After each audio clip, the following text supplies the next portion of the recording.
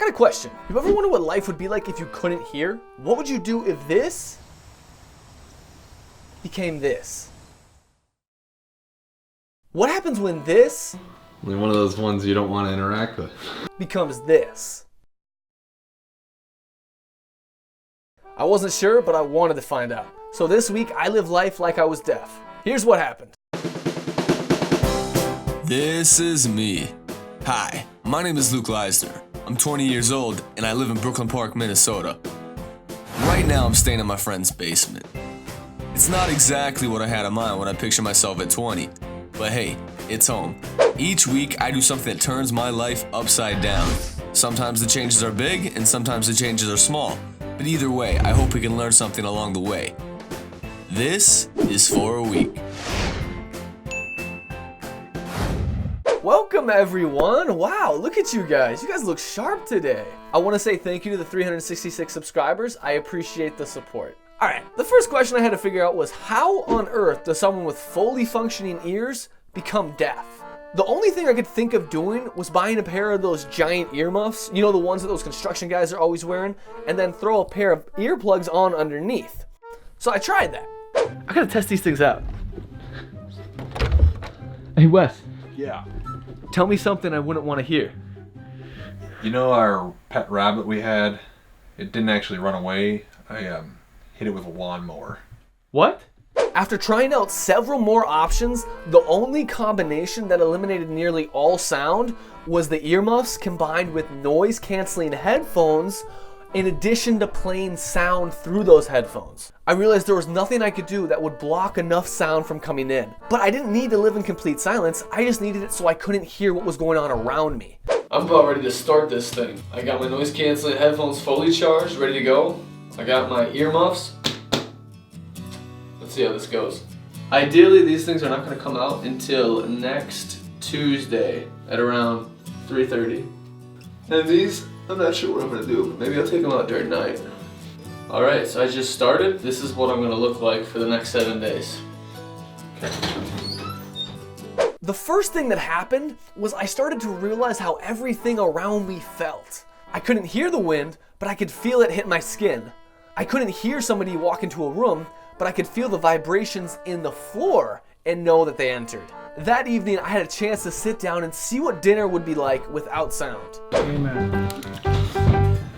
He doesn't want to listen. Yeah, Whatever. I can hear me. Yeah, exactly. I can't hear you.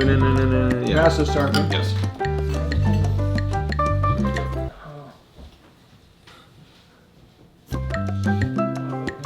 You good over there? Okay. I acted like I was following the conversation and having a good time, but deep inside I felt like that forever alone meme. Fortunately, Nancy could sense this and she came to the rescue with a book that was going to change everything for me. Did I learn any sign language? Not really. Did I try? Yeah, I tried. I have problems with the English language half the time, so I figured I shouldn't be branching out my linguistic skills if I'm not perfect in one area. That being said, sign language is an incredibly useful language to know. Over 500,000 people in the United States use American Sign Language every day. And there's as many as 300 different types of sign languages around the world. On day number 2, I attempted my first conversation with a friend. What up, babe? What's up? You get a haircut? Before the show, yeah. Yes? Yeah, son, it looks good. Before show, okay. Yeah. It's just nice and calm right now. I like it. All right, champ. I bet they're waiting for us. She's typing, isn't it illegal to drive deaf? I don't know, but that's why I'm wearing a hoodie, so the cops can't see me. This is how a lot of the conversations went. A lot of typing, a lot of writing. If people didn't write down what they were trying to say, then normally things wouldn't go so well. How are you? Yes. Well, if you look at the Marvel characters, one What by happened one. to Target? G-A-R-G-E-T. Oh, it's L-U-K-E. That's you. I've been reading that book. I guess they weren't trying to pick my brain on Marvel or DC characters. Oh well, this communication barrier was very hard to deal with. The more the week went on, the more it drags on you mentally. I have an inclination to hit up some friends and go out and do something, but there's this weird insecurity about me not wanting to inconvenience them. Like, I don't want to be an inconvenience because of my lack of being able to communicate. It's a really unique and strange feeling because that's never been a problem before. When you feel like a burden in all your interactions, it doesn't make you want to go like, hey brosif, let's get the gang together and do some bocce ball. Well, you couldn't even call them, you had to text them that, but you get my point. Instead, it makes you want to retreat into your bedroom where you eat eggs and watch extreme cheapskates with the subtitles on so you know what's going on. Well, this guy puts clothes in his dishwasher. I clean clothes, I clean Are you joking? My goodness. At least he's washing his clothes. That's good. Anyways, I did feel like a constant burden because everything has to be broken down and explained, and it's a lot of effort to do all that. So I have to thank my friends for sticking with me. Also, they got some of the best charades practice in their life.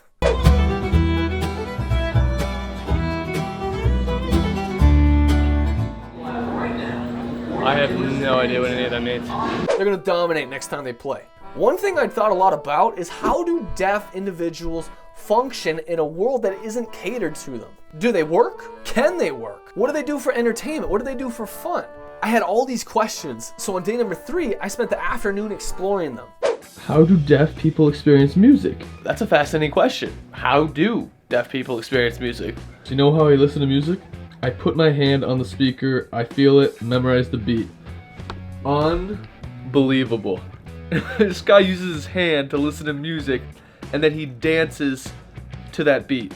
That's amazing. I learned the sounds M and N are nasal. Try it for yourself.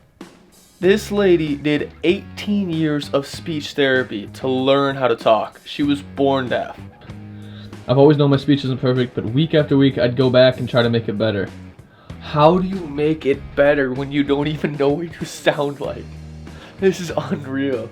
I'm watching another video called Things Not to Say to a Deaf Person. I'm sorry, that must be tough. So this is a phrase they hear a lot. I love being deaf, but I know people don't like to hear that. Being deaf is never as much of an issue as people think it is. We can do anything. Yeah, we can do anything except hear. That is so fascinating. It's so inspiring watching people overcome those crazy obstacles to be where they are. Wow, I ran into a bit of a problem that had nothing to do with hearing, but everything to do with personal hygiene. Alright, so I just got back from the gym and I just realized something. I have to shower at some point. What am I going to do? Look guys, I'm washing my hair. Alright, you know, maybe I shouldn't be making fun of the guy who washes his clothes in the dishwasher. I take showers with bags on my head. Whatever, I'm not ashamed. Day number 4, the noise-canceling headphones I was wearing malfunctioned, forcing me to break my rule of not taking them out. So something weird just happened. I just got up and last night was the first time that my earbud popped out. Must have popped out when I was rolling over. I woke up and I had to put it back in. But now I'm noticing something weird. Check this out. Look at that. Why is it making a screeching noise?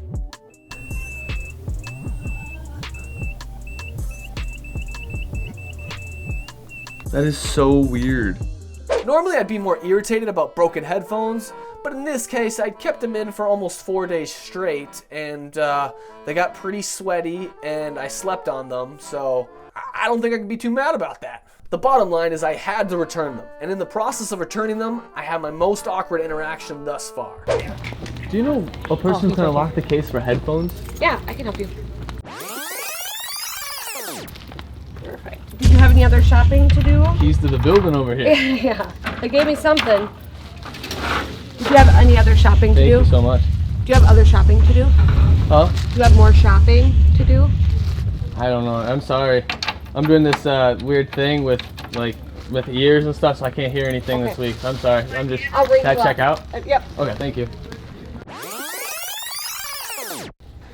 Yeah, things are just weird when you can't hear anything. That's. I had no idea what she was saying. That's embarrassing. I figured I was gonna have to bring a pen and paper everywhere if I wanted to avoid situations like that. As the week progressed, things didn't get much better. Regardless, I tried to make the most out of it. Hey Whitney. What? Is this annoying?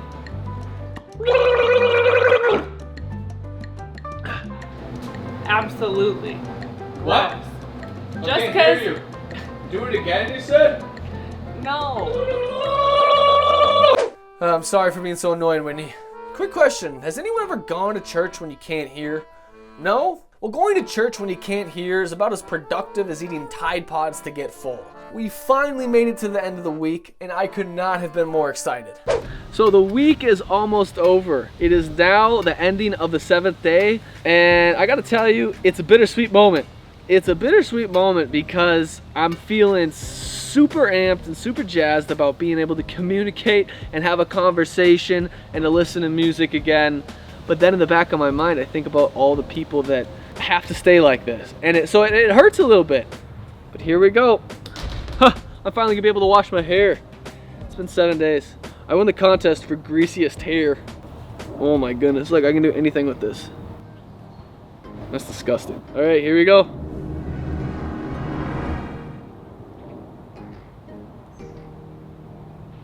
Oh my goodness.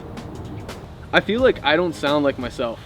Going through this week, I think the biggest realization I had was that generally, people don't care about a problem until it affects them. If I'm honest, I didn't care about the experience of deaf individuals until it affected me. And I'm not even deaf, I was just seeing what it would be like if I couldn't communicate and couldn't hear what was going on around me. And all this is because we are inherently selfish. And in the event we do care about a specific problem, we tend to abdicate responsibility to somebody else. So first the excuse is, well, it doesn't affect me, so I don't care. And then it becomes, well, I really care about it, but there's nothing I could do to fix it. We tend not to look at ourselves as the person who has to solve the problem, because we would have to use our own time, our own money, sacrifice some of our own relationships. It's all because of selfishness. And the remedy to selfishness is love. If we love people, we'll care about problems that don't affect us. Now, going back specifically to the deaf community, the two biggest things I picked up from the research done on day number 3 was that if you come in contact with a deaf person or you know a deaf person,